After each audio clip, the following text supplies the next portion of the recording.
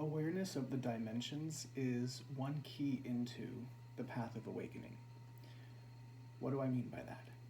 I'm sure you've heard a lot of talk about the third dimension into the fifth dimension, and the transition of awakening from unconsciousness to consciousness is culturally often spoken of as, again, the transition from the third to the fifth dimension. This isn't exactly accurate. So let's simply come back into basic dimensional awareness and we'll proceed from there. Don't worry, we're not going to go up into an infinite number count. It's really rather simple. So, first dimension is x-axis, right? Simply a dot which can move in a singular direction. That might, from an upper dimensional level, be considered left, right, up, down. It becomes irrelevant. X-axis is dimension 1. Second dimension is x-axis plus y-axis, right? The third dimension is x, y, and z. And so there's three-dimensional activity, movement possible. The fourth dimension is time, space, and thought. This is the realm of the conditioned mind. This is the realm of the personality, the psyche, that which we call the ego, measurement, awareness of differentiation. Me versus that. Me versus the cosmos. Me and God. Me and you. That and that. This and that, right? That's the fourth dimension. The fifth dimension is the Akashic dimension. The fifth dimension is simultaneously everywhere and nowhere. And it's not a paradox. It, in fact, is the ending of all paradox. The fifth dimension is omniscient, omnipotent, and omnipresent light that contains all information, past, present, and future. Everything is contained in the fifth dimension. And so it's everywhere and it's nowhere. If you're going to talk about it as physical or potentially physical, the whole of it is contained right there as a pinprick on the tip of my finger. It contains all information, past, present, and future, about everything, as pure light. So, if you were to enter into it, just purely, there would be nothing but blinding white light. There wouldn't even be you. In it, there's no experience, because there's no experiencer. Because experiencer, the experiencer, experiencing that which is experienced, is division. The separation between the experiencer and the experienced is experienced as the experience. And that's fourth dimension. That's the conditioned mind. So when you become aware of the nature of the fifth dimension, the simultaneous everywhere-ness and nowhere-ness of the pure light of the source of creation, which contains all information without taking up any space, when you become aware of that, which is the source of all movement, and yet which doesn't move, has never moved, could never move, because there's nowhere for it to move, it hypersaturates all space and time, and so therefore bringing all space and time to an end, revealing the illusory nature of space and time, the awareness of revealing from the sense of the fourth dimensional perspective, which is where we begin. Because when you're in awareness of what is, you see that time never was. It's an illusion coming forth from the fifth dimensional space or from the source of creation. So the fifth dimension could also be called dimension 0. And awareness of this causes a crack or a pop or a shedding, a homecoming, if you will, an awareness of infinite, open, vast, eternal space, which is not empty in the sense of vacant. It's quite full and dynamic and alive, and yet there's no object in it. And this is moving from the fourth dimension to the sixth dimension. So whereas the fourth dimension is the conditioned mind, wherein there is a psychological framework, which is clung to and perpetuated through memory as a part of maintaining a certain sense of what you could call normative social equilibrium in terms of the social status quo, the structures of our civilizational paradigm, economically, religiously, scientifically, artistically, academically, right? All the structures of entertainment, all of your ideas of yourself and who you are, who you want to be, every single thing, every psychological object, and the perception of a subject which is separate from the object. That's all fourth dimension, which is hell. So when you become aware of that which is everywhere and nowhere, that light, which is the source of everything, that contains everything, excludes nothing, and yet within it there's no division, no separation, simply pure light. When you become aware of that, not conceptually, this is the trouble now, because when you hear about that which is everywhere and nowhere, the intellect, the logical faculty, or the fourth dimensional conditioned mind says that's a paradox. There's no paradox. If you are perceiving paradox, that's an indicator, and this is where you have to begin, that's an indicator that the fourth dimensional conditioned mind is the operative mode of perception taking place within one's awareness. And that means that one is trapped in hell, because that's hell. Hell is the fourth dimension. That's the realm of dark magic, that's the realm of glamour, that's the realm of deceit, that's the realm of stuckness and frustration. So, to come into awareness of the infinite reality of light, that everything is made of light, and everything is made of the same light, and that light has the capacity to appear, to sever itself, to separate itself into different dimensions of density,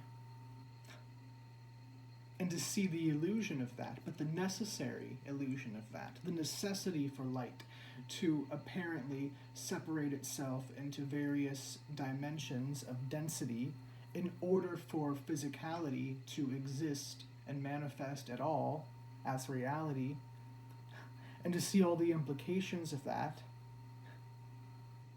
and to see that the fact of that happening no way takes away from or diminishes the light itself, no way takes away from or diminishes the source of creation itself, and therefore doesn't take away or diminish the essence of eternal formlessness at all. And so then to see that reality both is and is not, that consciousness, that God is and is not, that is, it does not exist as an object, and yet it exists. It is simultaneously non-existent and existent, the true self, God, consciousness.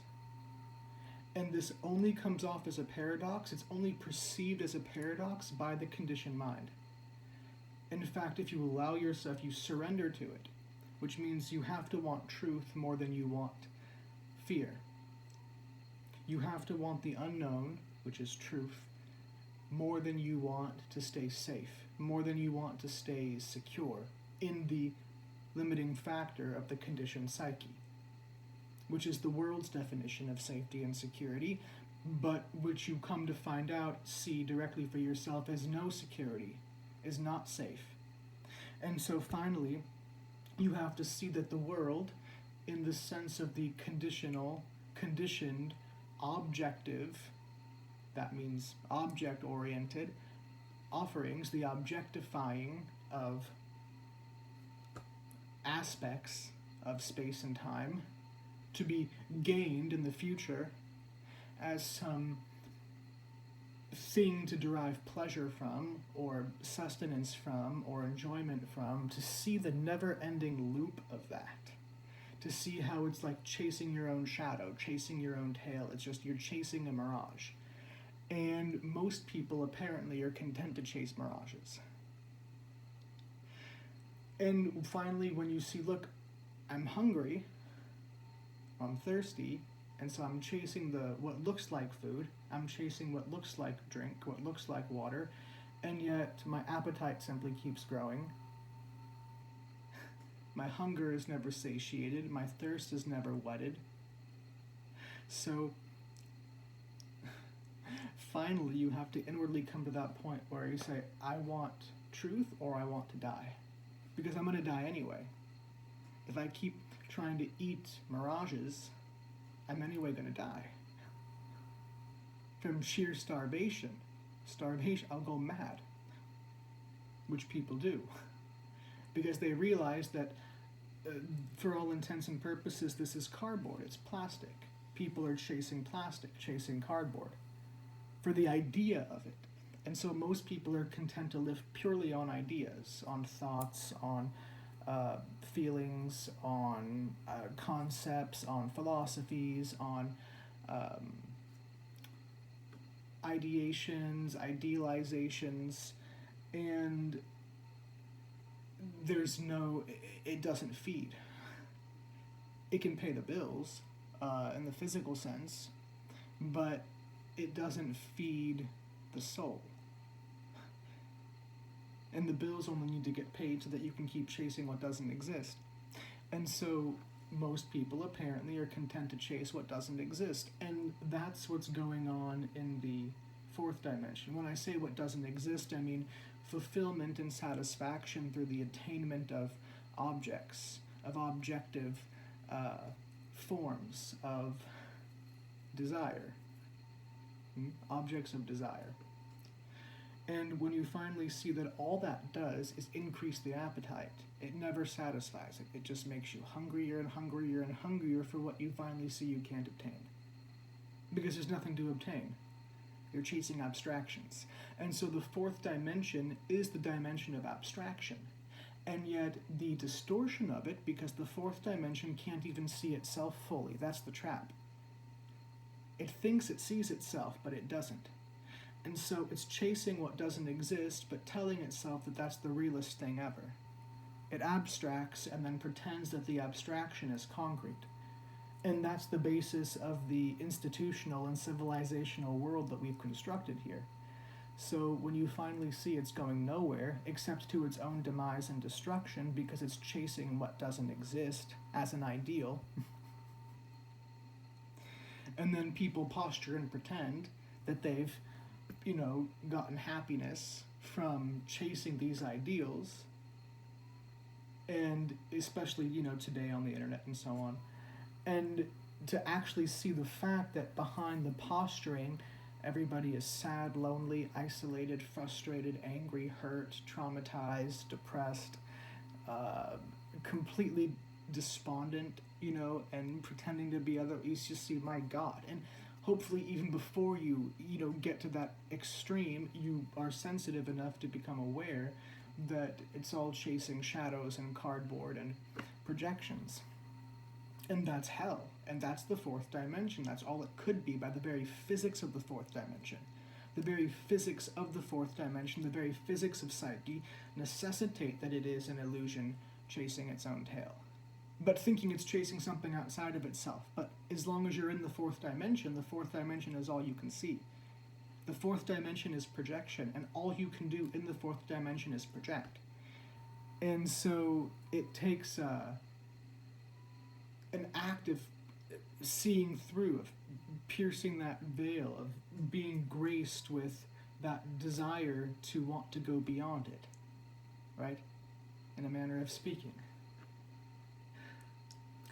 So, when you come into awareness of that which is eternal, which the fourth dimension is in one sense begging to dissolve into, and yet on the other hand, it's eternally trying to keep itself from dissolving. So the fourth dimension, which is the ego, the personality, the psyche, the psychological construct, it simultaneously wants to live forever, but it also wants to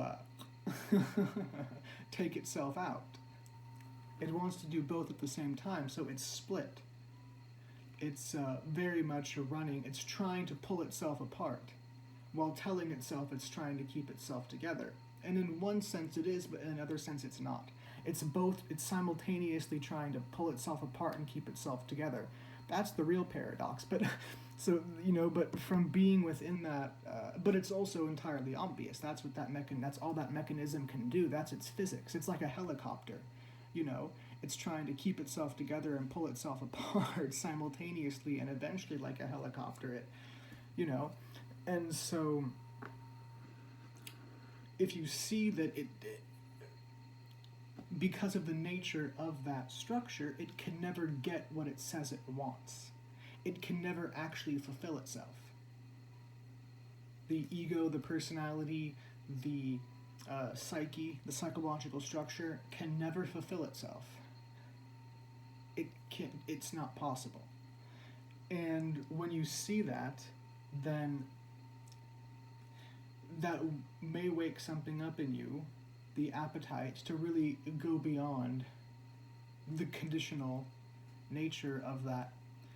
And it usually takes great suffering and great pain in order to really come to the end of believing in that delusion, in that illusion of separation and of division and of postponement and lust and wrath and greed and all of that, which is a part of that structure. And so you finally see that none of those things give you what you want. They're distractions, they're projections, they're postponements. Because really what you want is the true self.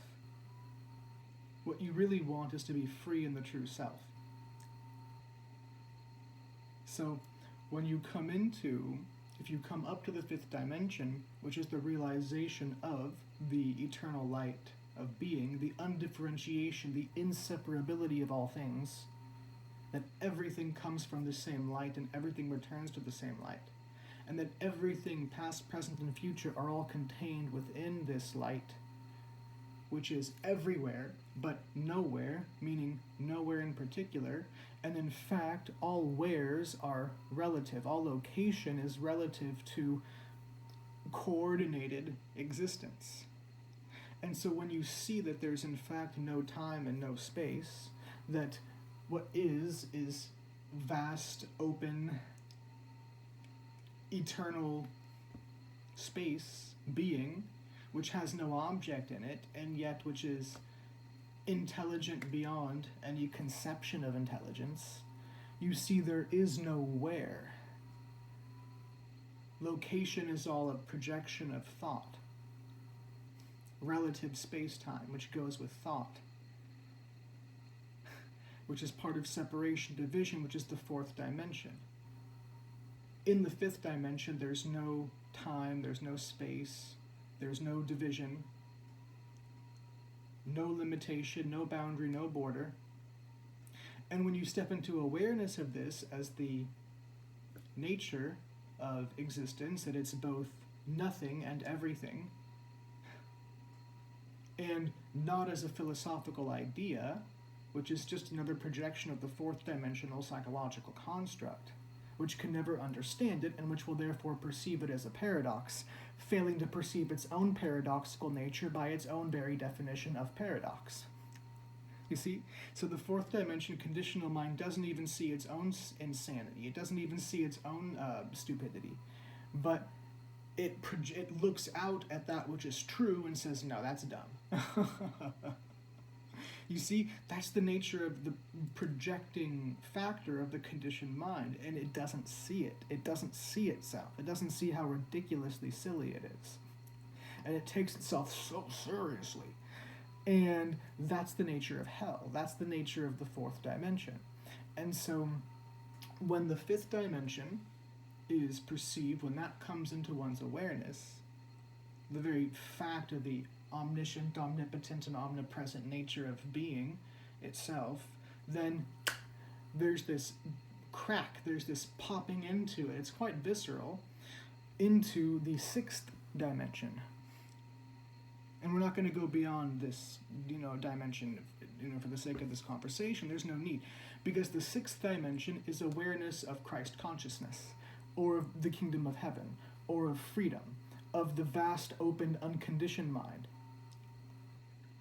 In the past, and I suppose it still happens now, you can see it, the traces of it, but I don't want to say traditionally, but most commonly in the past, when somebody comes into awareness of the fifth dimension, that is typically the same moment as when they depart from the body, when they shed the body. So to come into awareness of the fifth dimension, and yet to continue living in the body, to not depart from the body, for the body not to die. That's going beyond and coming back, and we call that being in the sixth dimension. The sixth dimension is simultaneous awareness of the eternal formlessness of consciousness of God, of being, and the physics of formlessness, the eternal laws of formlessness. That which has no beginning, no end, no birth, no death, no time, no space, no movement. That which has always been, when you step into it, or rather when you shed everything that is blocking your perception from seeing it, it's like a pin falling, and everything just drops all at once, and you see, oh, I am this eternal, empty, vast space, which is totally hypersaturated with an intelligence beyond belief. And this intelligence is love, but it's love, actual love, compassion, peace, joy, ecstasy. And this ecstasy, this love, this joy, this peace, it is pure intelligence. It contains everything. It is wisdom itself. And you see, it's what we're made of. It's what everything is made of. It is the very, substance is almost the wrong word, but it is the very non-substantial substance of formlessness itself, and it's that which all form is comprised of, made of. And so in this you see that form and formlessness, they're not separate, they're one. And yet formlessness as formlessness has its eternal laws that are a manifestation of its very nature as being birthless, deathless, timeless, spaceless, containing no object. Nothing's outside of it, and yet nothing's inside of it. And so there's eternal freedom. You don't have to know anything. You don't have to understand anything. And in relinquishing totally your belief that you have to understand anything is what opens up the doorway to complete understanding, to total understanding. And that appears to be a paradox to the conditioned mind. But it's only a paradox to the conditioned mind. Paradox is, if I may say it like this, the appearance of paradox is, you could say, an attempt of the non-physical to break the physical, or it's an attempt of the unconditioned state of being, the natural state of being, to rip asunder, to rip to shreds the conditioned mind.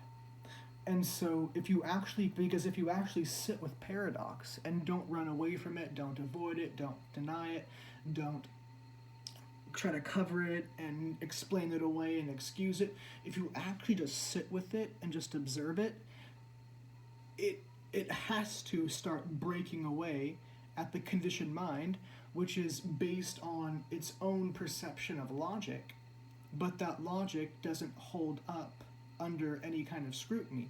And so the fourth dimensional mind, which we call the psyche, the personality, the ego, with its so-called, we often will tell ourselves that we have a philosophical paradigm or a scientific paradigm that checks out under scrutiny of logical, analysis. And finally you see that it doesn't. It's resting on an assumption that you're too afraid to look at. And so when you're confronted with what appears to be paradox, that is really life itself. That is the intelligence of being itself revealing to you in its nature. It's not like it intentionally has to try to do this, Because the very essence of formlessness, the very essence of life itself, is always an eternal paradox to the conditioned mind, to the conditioned psyche. And so when the conditioned psyche, which believes itself to be secure and safe in its logical confines, thinking that it can understand and it can know and it can have control and power, when it comes up against what it perceives to be paradox, but actually, unless it's so caught in its arrogance and hubris, it will kind of explode and shatter and fall away. And then, whoa, here you are in the face of eternity, which you always were. And so when you come into the awareness of this eternal, vast, open, infinite space, which is totally intelligent, it's love itself, it's compassion, it's ecstasy, it's peace, it's just, whoa. And you see, I am this. This is me. I am this space.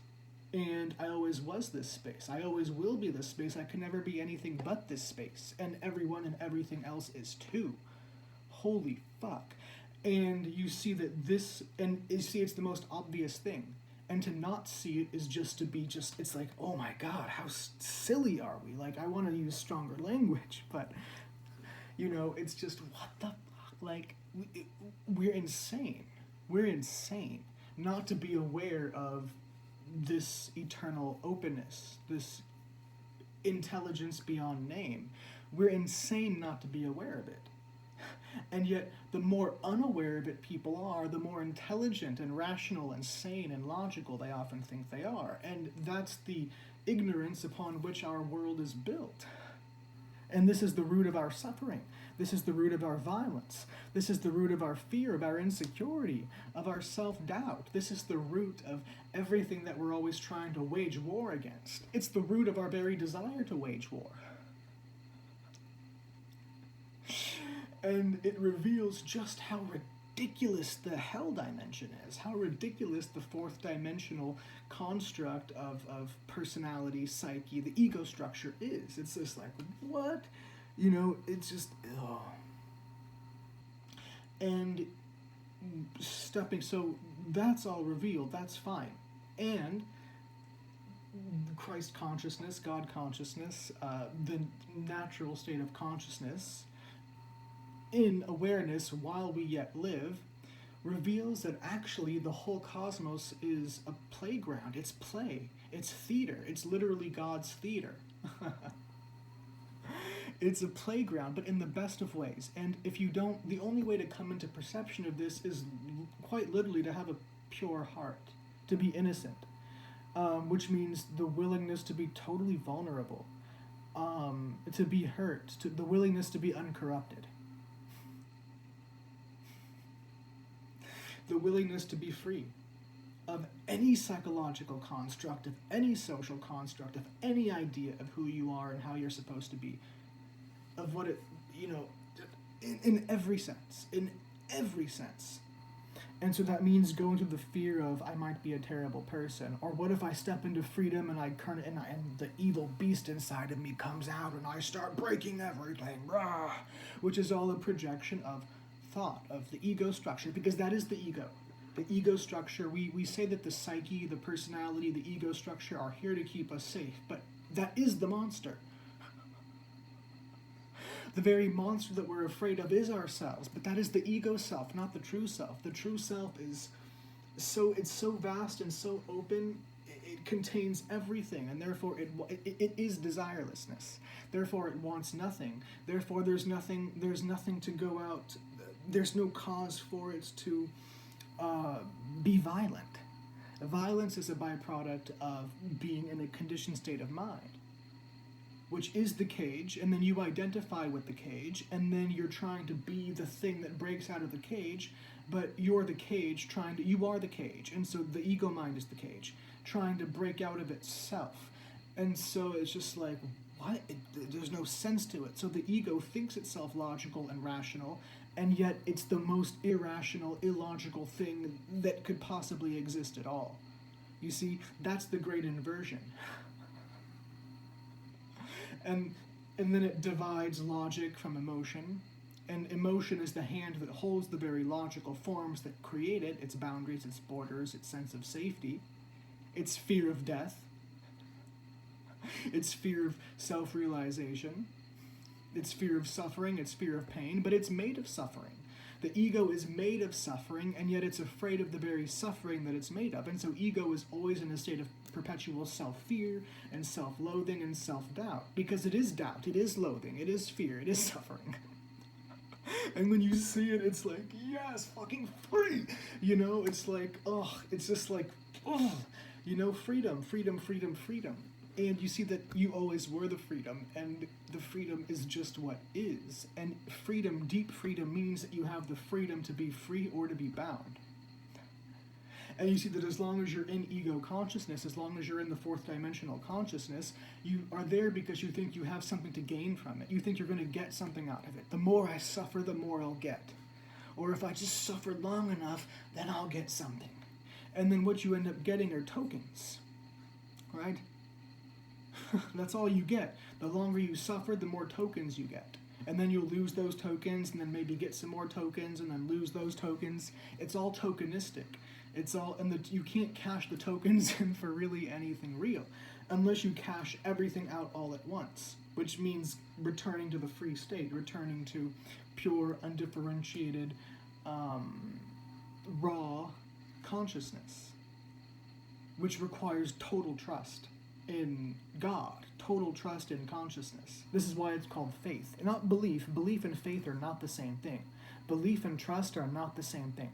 We conflate belief and faith, and we conflate trust and belief. Belief is over here. Trust and faith are right here.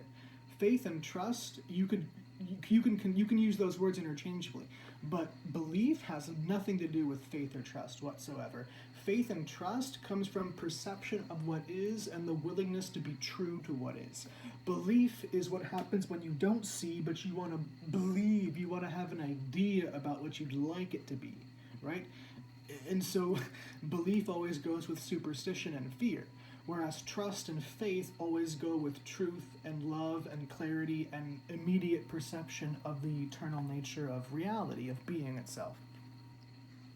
And so coming into the sixth dimension, then, Christ consciousness, is seeing that, you know, one, you see that, if you want to call it, you can call it Christ, the eternal light of being, the love, the peace that is the source of creation, from which everything comes and to which everything returns.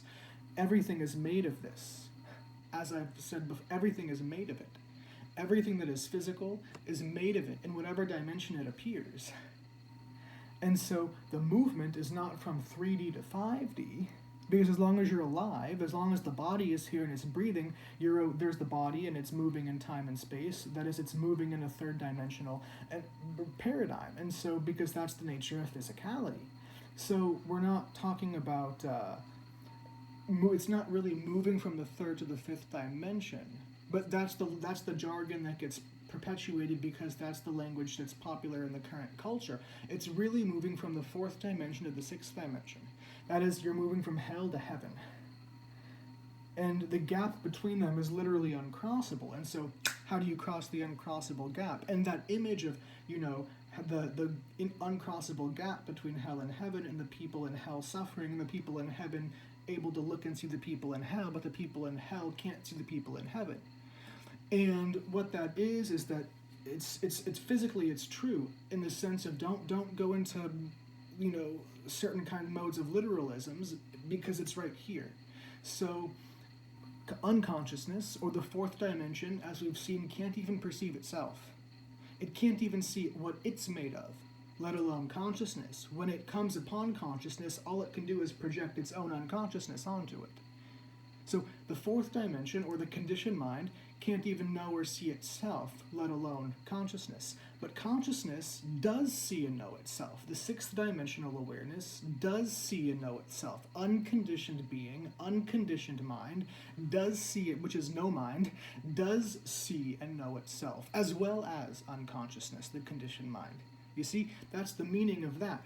And so to cross that uncrossable chasm, it can't be an act of time. It can't be an act within time. It has to be an action out of time. To step out of time completely, which means to drop all your notions of yourself, all your notions of God, all your notions of consciousness, all your ideas of truth and untruth and reality and unreality, how things are supposed to be. You have to drop all of your rigid constructs of life, of love, of death, of everything. Peace, love and war, everything, everything, everything. You have to drop all of your beliefs and your notions and your concepts and your everything. You have to drop it all. That means the content of your psyche, which means the content of your culture, your tradition, everything. You have to be that daring and willing to stand open and naked and vulnerable and defenseless in the great void. And to allow it to take you, to allow it to have you. Really to allow consciousness, to allow God to devour you. Really. Not some partial thing for the sake of getting something. It's not about getting anything. Finally, you see there's nothing worth getting. And it's in that you surrender to the source of creation. And when you use certain language like devour or annihilated, because it is, you're being annihilated in truth. You're being annihilated in light. You know, you want to talk about moving from the third to the fifth dimension. The fifth dimension is just pure, undifferentiated light that contains all information, which means it contains all physicality, in all dimension of physicality, and yet it's all compacted right here into something smaller than the size of a mustard seed.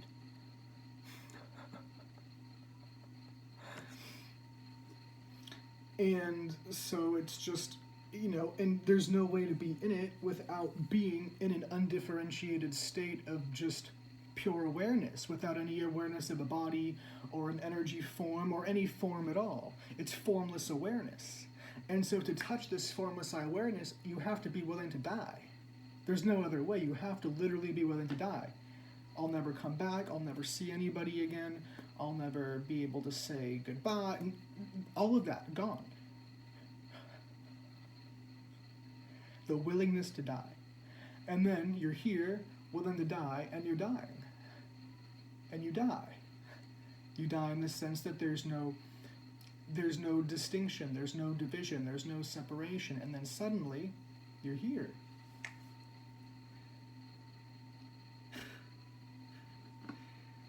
You're willing to die. And so you come to life. Because you see, there's no string, there's no strings. When there's the appearance of strings and attachments, and I've got to do this, and I've got to do, and I have to keep myself in this cage because of da-da-da-da-da-da-da-da. No.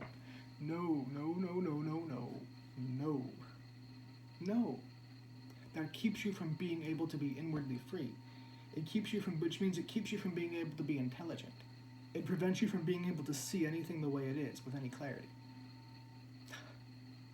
And so you have to be willing to die. And so you die. Only you don't. Or rather, the psyche dies. The structure that you think you are dies. But the body doesn't go. And so then you get to be here in the body, fresh, alive, vibrant, seeing what is the way it is. And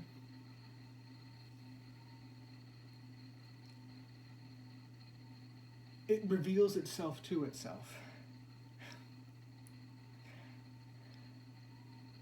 It's the most beautiful thing, and it requires total sobriety, any lack of desire to deceive oneself, which means the relinquishing of all concepts. And so in that you see your only loyalty is to it itself. Because all beings that are sane are loyal to only this, are true to only this. Whereas most people in most relationship, their idea of loyalty and fidelity and all of that is being loyal and faithful to the lie, to the illusion of separation and of division as the ultimate reality.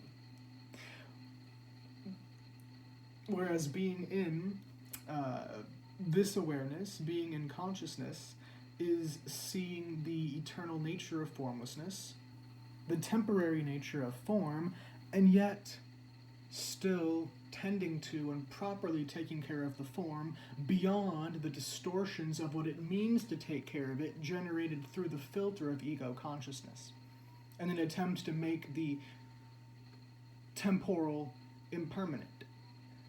The desire of the ego is to live, to pretend as if the impermanent is permanent, to treat the temporal as if it's eternal.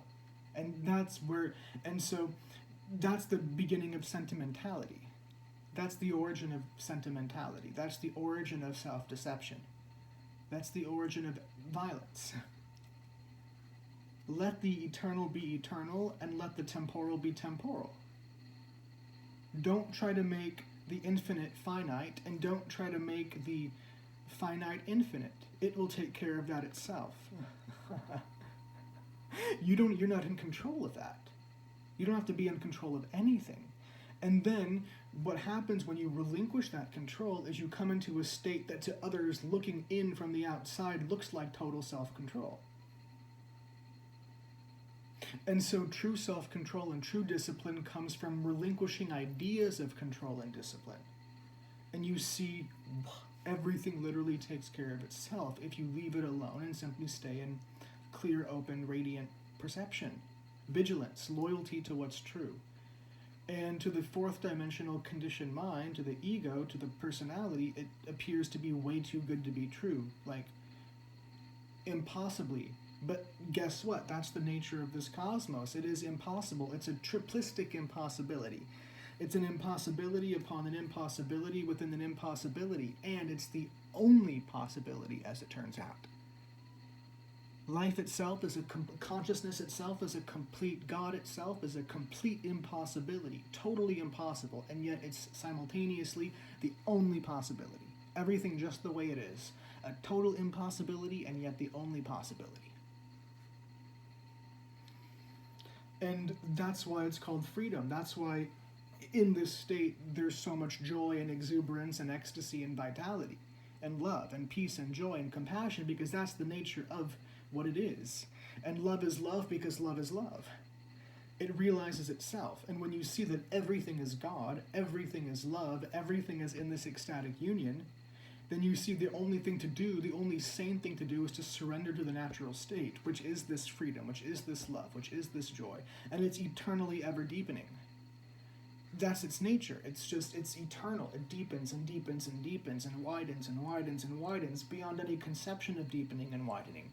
And so it's always fresh, it's always new, it's always vital.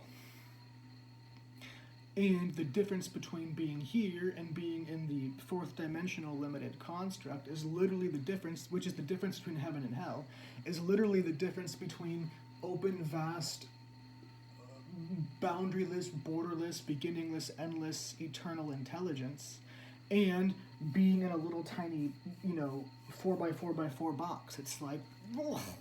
It's like, get the fuck away from me. Like,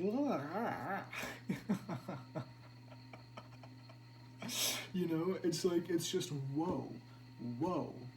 And there's no way that the fourth dimension, that the ego, that the psyche, that the intellect it can't understand it. It's not understandable. It's not to be understood.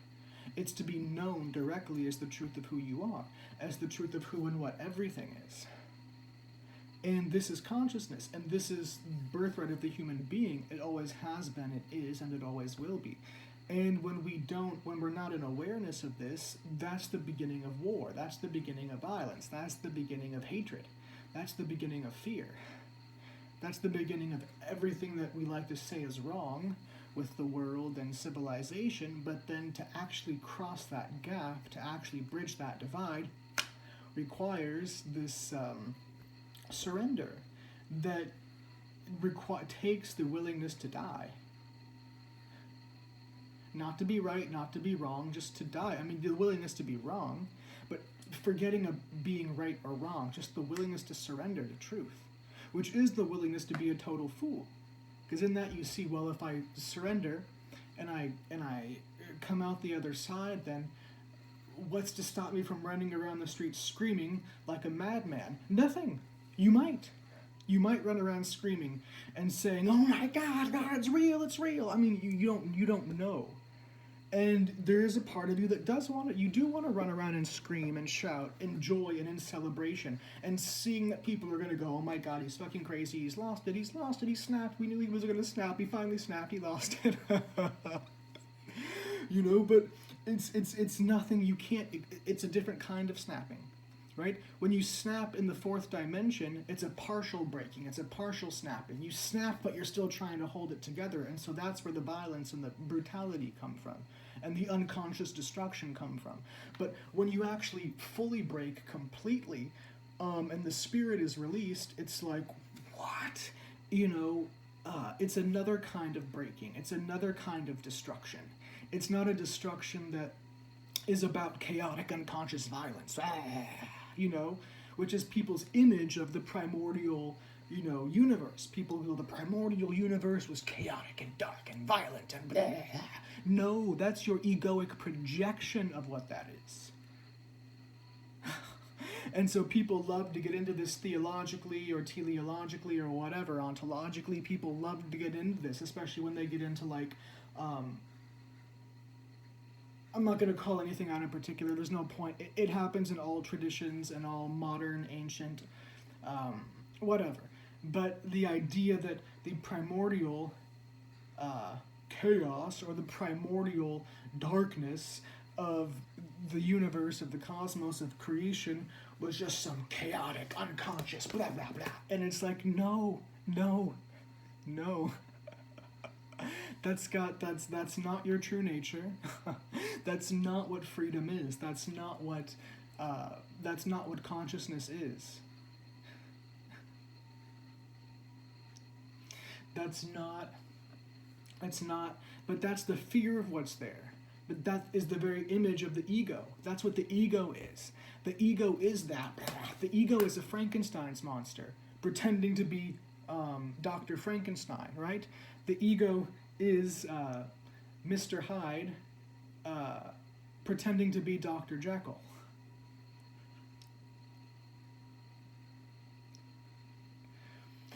And, you know, there's no...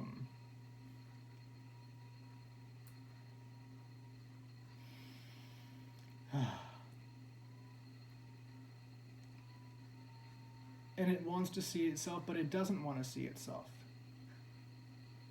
So, the willingness actually, the real willingness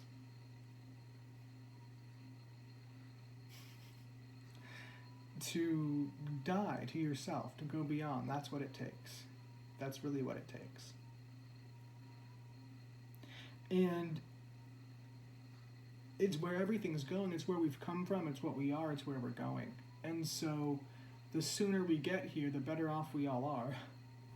Insofar as our physical existence is concerned, our ability to survive without being in that mode of competition as survival, actually being able to build a world that we all want to live in and that we don't want to constantly escape from. So, you know, it's one thing to talk about all these things. It's another thing to actually be here in the joy, in the love, in the peace, in the truth of it.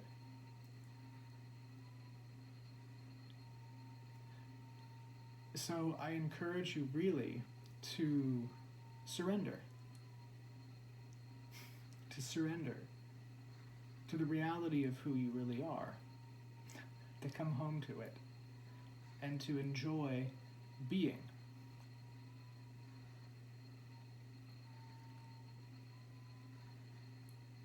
Without thinking you have to become anybody.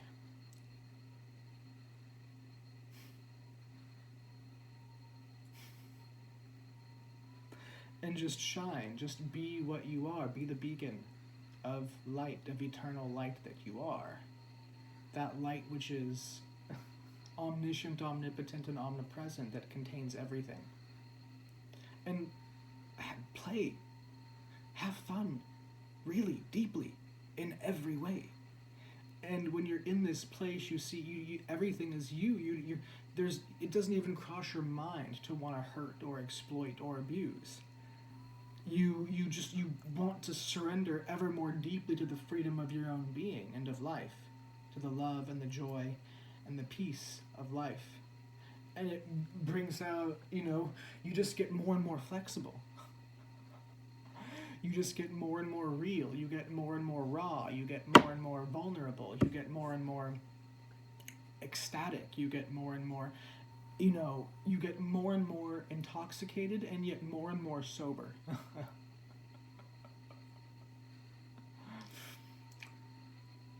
So it's just, it's everything.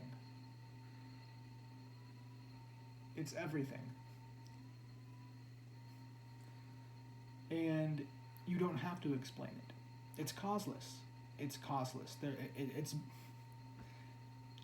It's causeless, so it can't be explained.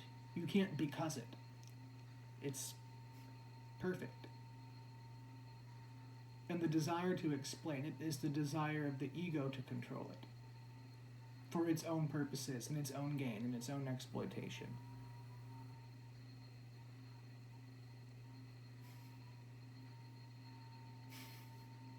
So then to know it is to give all of that up.